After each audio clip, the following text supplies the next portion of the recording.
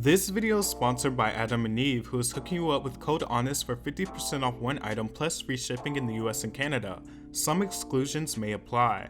20% of the profit goes to fight the spread of HIV around the world. They've been in business for over 45 years. They have a wide range of selections, so you'll be sure to enjoy yourself whether you have a WAP or not. First of all, let me start by saying this. I don't even think WAP is that nasty. I've heard way more explicit songs before. I don't think it's Cardi or Megan's strongest song, but I was actually a bit shocked that the lyrical content has been receiving so much criticism, because it's not really anything new. We've had Lil Kim's Hardcore, which is probably one of the most sexually explicit rap albums ever. We've had Foxy Brown, and if you want to get into women who fully embrace sex positivity in terms of becoming a focal point of their career, but haven't been as mainstream, we've had Kaya, Trina, Jackie O, and even in more recent history we have Cupcake, who doesn't get enough credit, and Megan herself, who fully embraced sex in her music. One of the more recent landmarks in sex positivity in rap was Nicki Minaj's Anaconda, which received a ton of backlash. So that's why I don't understand why people are making such a big fuss about this song. Having people claim Cardi and Megan set the female gender back is just completely insane. What is so bothersome about seeing women take charge of their sexual wants and needs? What is so bothersome about seeing them control their own sexual narratives? And lastly, why is it when males are explicit with their sex lives and music, there's not this much outcry and accusations of them setting back their own gender?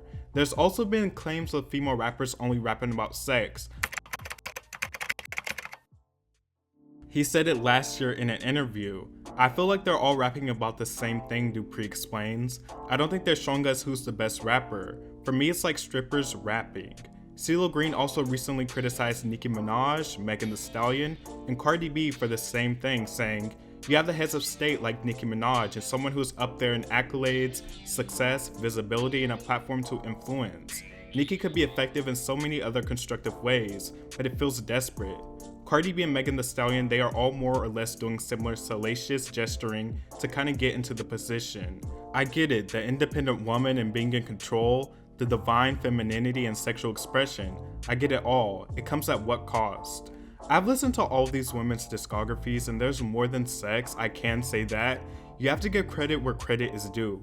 Cardi's breakout hit was Bodak Yellow, a song where she talks about overcoming her struggles. Nicki's The Pink Print album is her most personal, where she talks about her tough upbringing, heartbreak, and more tough subjects.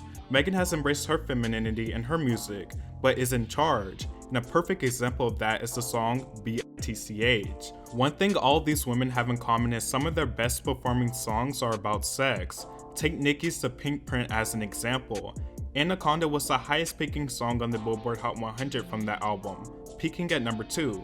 Meanwhile, her most personal single from the album, Pills and Potions, where she talks about a failed relationship, only peaked at number 24. It's an age-old truth. Sex sells. Now that doesn't mean that female rappers are only confined to talking about sex, because that's obviously not true. All of these women have talked about various different topics, but when it comes to selling a song or an album, most likely at least one single is going to be about sex, and that's just the reality. When they do make more emotive and personal records, they usually don't do as well as the sexually explicit or more carefree music. And you can use Cardi as an example too. Be Careful and Ring are some of her most emotionally vulnerable, but they didn't come out the gate breaking records like WAP is doing, because once again, sex sells. And the women and female rappers that are conscious, they're not on the charts, people aren't supporting them. And I'm talking about present day rappers, not from the 90s. There's no conscious female rappers on the charts, and that's just the truth. And I also don't think just because you're a conscious rapper makes you a better rapper. Some of those conscious records be putting me right to sleep, and some of the sex positivity records do the exact same thing. So I don't think there's a hierarchy when it comes to rappers in general. It just depends on skill and personality, and the beats, of course.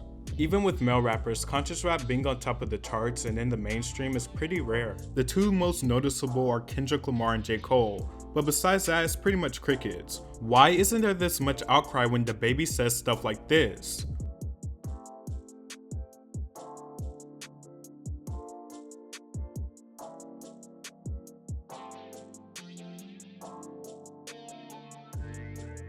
Or when Future quite literally objectifies women in his music.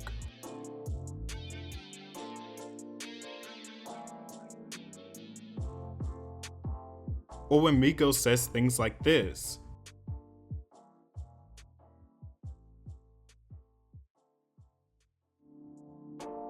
Now, I'm not mad at you if you like this type of music. I do understand most of it is just embellishments, and I even like some of it myself, not going to lie, but I understand if people wouldn't like it.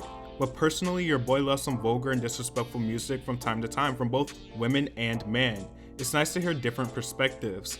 Now, if you don't like the song sonically, think the writing is terrible, or even if this type of vulgarity isn't for you, I completely understand. That isn't my point. I think it's one of Cardi and Megan's weakest songs overall. I don't hate it though. My point is, why is it only a conversation when women do it? Why do female rappers get dragged for rapping about the same thing but men don't? I don't think there's anything wrong with taking back the sexual narratives that have been spewed at women for decades, and for them to be like, you know what, this is my body, this is what I need and want you to do to it, instead of the other way around. And then there's the typical outcry that they're setting a bad example for young girls. They are not responsible for raising your children. Sure, it'd be nice for them to take on the role of being a pristine role model, but they aren't obligated to at all. Whether you like or dislike Cardi B or Megan Thee Stallion, whether you love them or like or dislike the song, I simply think the backlash WAP is receiving is just overblown.